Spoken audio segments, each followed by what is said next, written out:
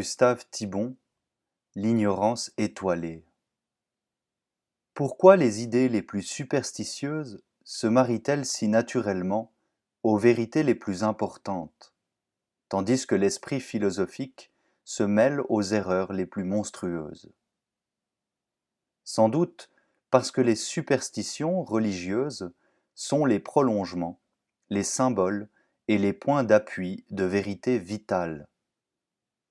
Ce sont de mauvaises traductions, en langage intellectuel, de nécessité et d'aspiration qui intéressent la réalité la plus profonde de l'homme, celle qui consiste à vivre et à aimer, et non à justifier la vie et l'amour. Tandis qu'une certaine philosophie, et tout spécialement l'idéologie de 89, dont parle ici Rivarol, prend rigoureusement le chemin inverse. Elle projette de pures constructions de l'esprit dans le monde des réalités, et, ce faisant, elle bouleverse l'architecture concrète de l'homme et des choses. L'édifice artificiel rentre comme un bélier dans la vieille demeure imparfaite, mais habitable, bâtie par les mœurs et les traditions, et cause d'autant plus de ruines dans les faits qu'elle est idéalement plus parfaite, ce qui justifie le mot de Napoléon: on ne peut rien faire d'un philosophe. Ainsi, dans l'édifice religieux, la vérité pratique peut se marier sans grand danger à certaines erreurs spéculatives, tandis que, dans l'édifice philosophique, les plus monstrueuses erreurs pratiques procèdent de la vérité spéculative.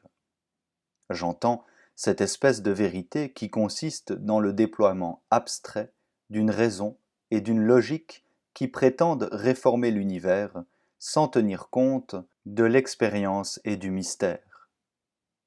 Mais peut-on encore appeler vérité ce qui reste de lumière dans un esprit amputé du corps et de l'âme? La tare congénitale, la claudication bilatérale de tous les rationalismes tiennent en effet à ce qu'ils négligent délibérément tout ce qui est infrarationnel et qu'on n'apprend que par l'expérience terrestre, et tout ce qui est suprarationnel, les mystères religieux, qu'on ne connaît que par révélation et aussi par une expérience supérieure, celle du divin.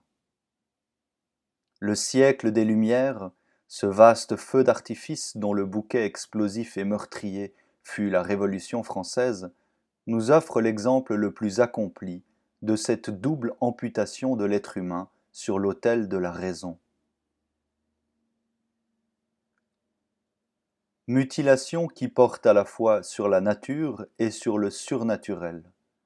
Ablation simultanée de la sagesse terrestre qui assure l'harmonie et la stabilité dans le temps, et de la folie divine, cette suprême sagesse qui nous met en communication avec l'Éternel.